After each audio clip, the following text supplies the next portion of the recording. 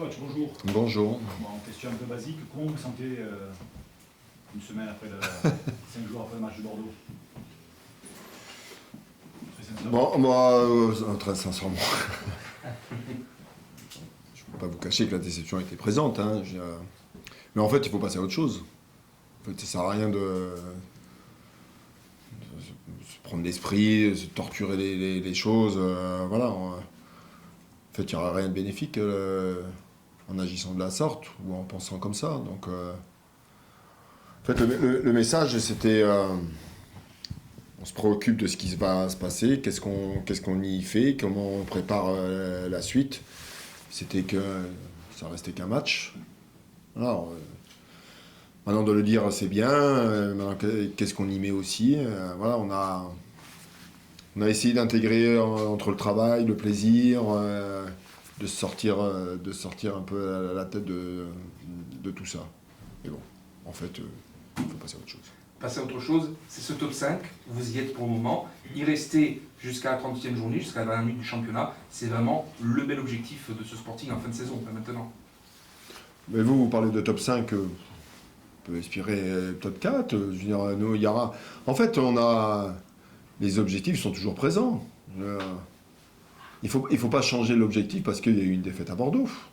C'était une étape, c'était un match. Alors, il était sûrement et effectivement très important, mais il y a encore 24 points, il peut s'y passer beaucoup de choses. Voilà, il ne faut pas s'arrêter qu'à ça. En fait, on va voir la capacité à l'équipe à réagir après ce match. Contre eux, une équipe, je ne vais pas parler de leur parcours de Coupe de France qui a été remarquable, qui ont fait de très bons matchs, qui est une équipe très plaisante à avoir joué. C'est une équipe, on est pratiquement pareil, qui court le plus en championnat. C'est une équipe qui presse énormément. Qui est très agréable, encore une fois, à voir jouer, qui prend des risques, qui attaque beaucoup, à domicile et à l'extérieur. Ils sont toujours dans les mêmes principes. Donc, nous, on va voir quelle est notre capacité après ce match de Bordeaux. Peut-être faire un petit point sur le groupe. Est-ce qu'il y aura des... oui, j'imagine des suspendus, oui, mais aussi peut-être des blessés, des absences pour le match de demain. On a que Miguel de suspendu. Et au niveau des blessés, on récupère, il y a tout le monde qui est à ma disposition aujourd'hui. Je vous pose la même question qu'à Kylian Kaibou. Avant la trêve et l'enchaînement de Sochaux et Bordeaux, vous aviez dit que c'était la première fois que le groupe allait se confronter à de telles confrontations, de tels enjeux. Vous, quel retour d'expérience vous tirez de ces deux rencontres ? Oula. Déjà, c'est deux matchs différents parce que vous avez une opposition à domicile et une opposition à l'extérieur. Mais c'est des choses qui ont été dites aux joueurs quand on a fait un retour sur le match du week-end à Bordeaux. En fait, ça fait partie d'une étape de progression du joueur et de l'équipe et d'un effectif. Ils se sont aperçus, on a très bien vécu et on a fait ce qu'il fallait contre Sochaux dans beaucoup de domaines. Et là, on était à l'extérieur dans un environnement devant 30 000 personnes où 95% de l'effectif n'était pas habitué à jouer ce type de match-là. En fait, ils se sont aperçus, ils se sont rendus compte qu'est-ce que c'était la pression et de jouer des matchs à un véritable enjeu sportif. Et vous ne vous comportez pas toujours de la même façon, ou c'est des matchs classiques. Donc là, en fait, c'est un apprentissage accéléré des choses. Donc j'espère qu'ils vont se servir de ce type de match, que ça doit leur servir d'expérience, mais que ce soit sur l'aspect collectif et individuel. En fait, ils se sont rendus compte de certaines choses. Comment appréhender, comment préparer, comment anticiper. En fait, ce match, il s'est passé beaucoup de choses. Beaucoup de choses. Avec le recul, ce match à Bordeaux, vous l'avez analysé avec vos joueurs, y compris dans le terme comportemental. Est-ce que vous n'êtes pas un peu, quelque part, laissé avoir par la pression qui a été mise par les Bordelais, que ce soit sur le terrain ou même au bord du terrain, parce qu'on sait très bien que leur comportement a été plus que borderline. Pourquoi se faire avoir ? C'est pas sympa comme question, ça. On s'est pas fait avoir. Alors, vous allez me parler ou vous faites allusion à une forme de provocation.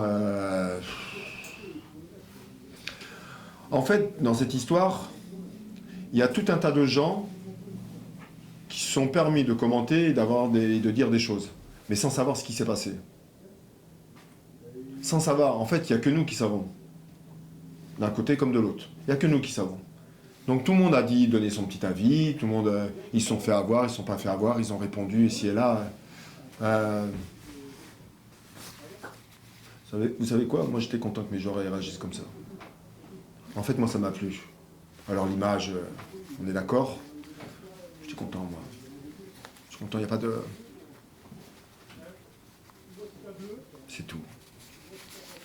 Coach, on sait bien que vous entraînez une équipe de professionnels, mais je reviens un petit peu sur ça. Comment on trouve les mots pour leur dire c'est pas suffisant, on continue, on est à la 5e place.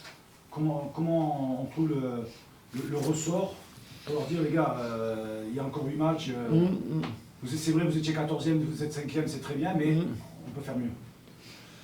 Bah, en fait, il y a... Ce sont des mots très simples à dire, parce que là, vous avez tout résumé dans votre question. On peut se projeter.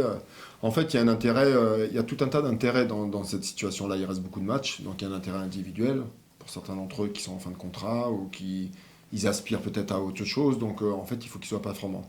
Puis il y a l'intérêt collectif, il y a l'intérêt du club, où il faut finir le plus haut possible. Et quoi que vous en pensiez, quoi qu'ils imaginent, plus vous finissez haut, plus leur intérêt pour eux sera intéressant. Dire, nous, tous les entraîneurs, quand on recrute ou quand on regarde, il est préférable pour nous de prendre des joueurs qui ont joué un haut de tableau qu'ils ont joué un bas de tableau. Il y a des choses qui, dans notre réflexion qui existent. Dire, nous, voilà, en fait, on regarde tout. On regarde pourquoi, dans quel contexte, dans quel environnement, pourquoi tel match il a réussi, pourquoi dans tel match il n'a pas réussi. Est-ce que trop... En fait, il y a plein d'éléments. Nous, on regarde tout. Et on essaie d'analyser toutes ces situations. Donc, concernant notre équipe, l'équipe, les joueurs, c'est pareil. Dire eux, dans cet esprit, ils doivent penser, ils doivent réfléchir comme ça. Et puis, deuxième point, après, c'est ce qu'on va y mettre dans la semaine, dans le travail.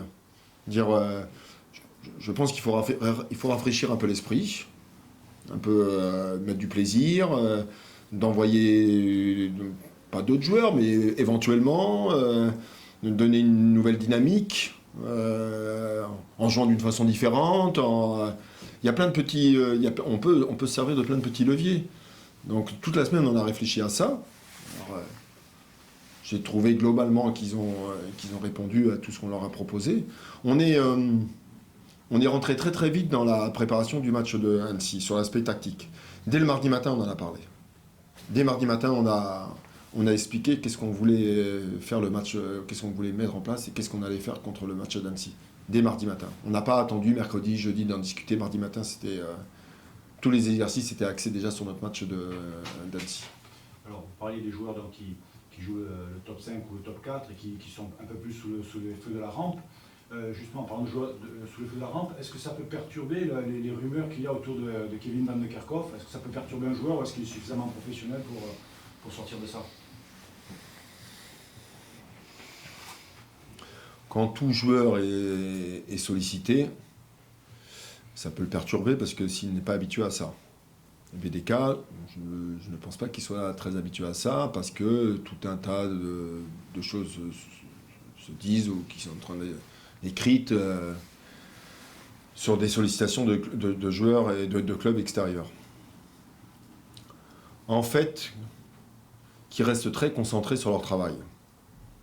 Parce qu'il faut savoir que dans ces situations-là, les clubs sont encore beaucoup plus vigilants de savoir comment ils vont se comporter, sachant qu'ils sont sollicités.